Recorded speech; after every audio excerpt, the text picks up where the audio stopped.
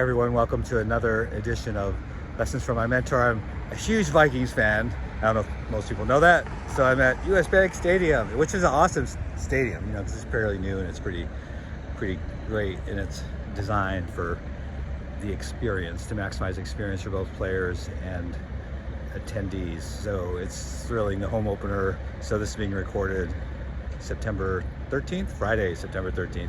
Home opener against San Francisco on Sunday. So here for a lot of reasons. A big day, big workshop for one of my clients, and then in the afternoon and evening is the book signing for our Mayo Clinic Press book, Diagnosed. So super excited about that. It's sort of a come and go, 4 to 8 p.m. I'm sure by the time this video is posted, that this will have come and gone, but it's a thrilling nevertheless. So it's going to be quite a fantastic weekend, extended weekend here in Minneapolis. And also, we surpassed 30,000 subscribers on YouTube channel. Thank you. One of the main reason is great guests.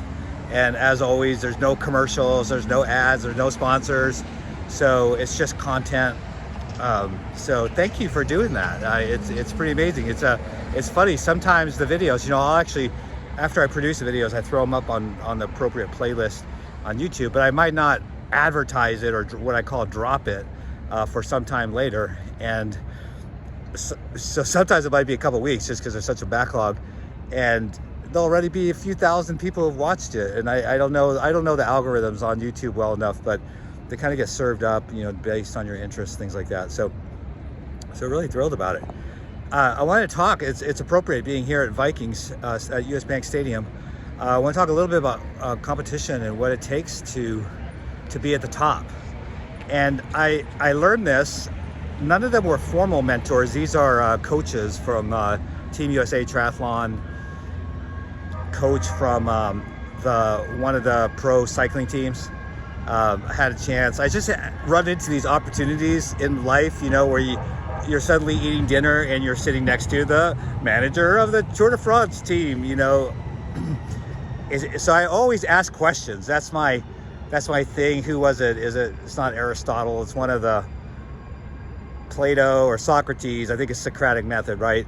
Ask a lot of questions. And so I always feel bad for whoever sits next to me at these dinners or these events, because I just start I try not to be obnoxious, but I know I probably am.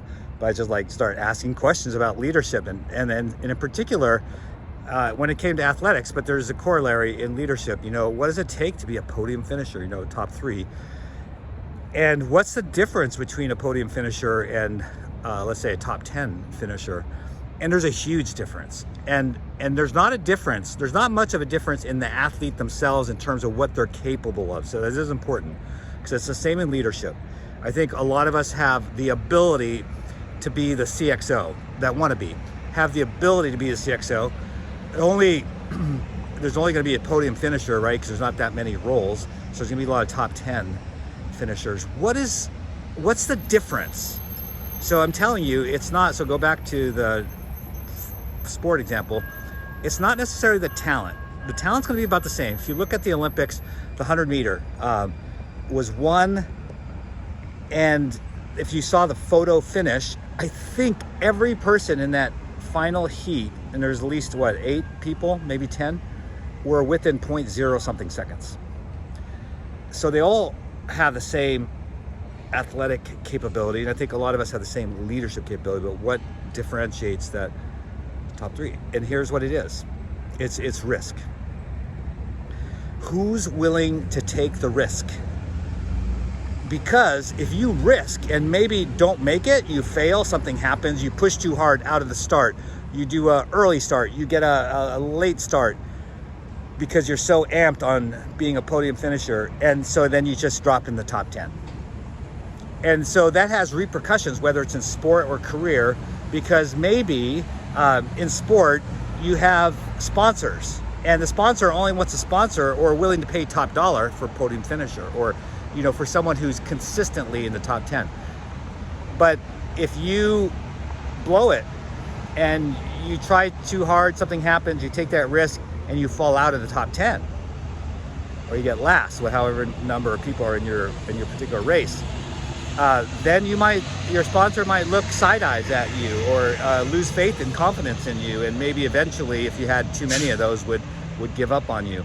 So a lot of people play it safe. That's where I'm headed here. A lot of people in their career, they get to a certain level, they aspire to greatness, they aspire to become CIO, CXO, and they get to a certain level and they play it safe. No more risk. They got there because they took risk. People saw, wow, that's a great leader. Look at that manager, look at that director, look at the initiative they're taking, look at that effort they're taking. But then you start getting to be a director, a vice president, senior vice president, and your risk tolerance goes way down. It shouldn't. That's the differentiation that I'm talking about. But it does in 90% of the people.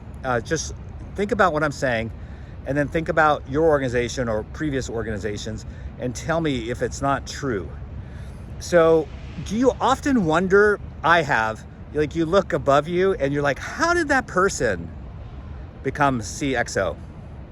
It's baffling sometimes. And sometimes there's no good reason. Oftentimes there's very good reason.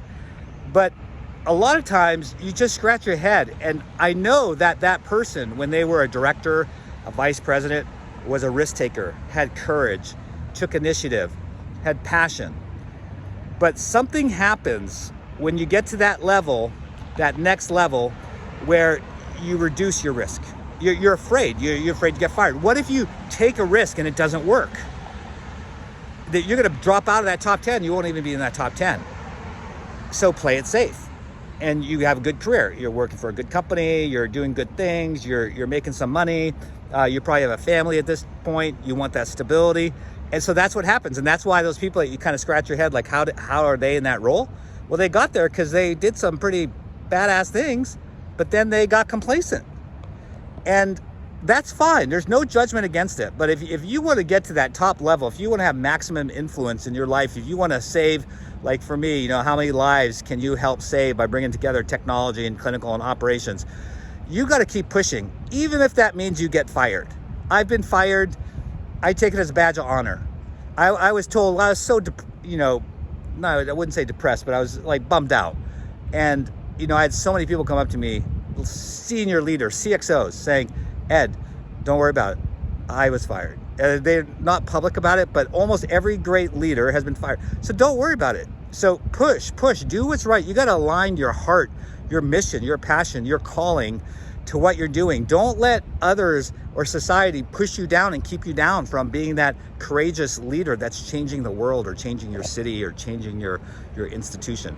So again, that's the difference between, and we talk about it, US Bank Stadium with the Vikings. That's the difference between leaders that are podium finishers and leaders that are, it's okay. There's, again, nothing wrong. I'm not trying to make fun of it at all. We need all kinds of leaders. But most people want to be that podium finisher, but they let all the things I just talked about keep them from just like, top 10's okay. No, it's not. If you're called to be a podium finisher, to run that race, you run it, no matter what the consequence. Hey, I hope you enjoyed this Lessons from My Mentor. Thanks for watching.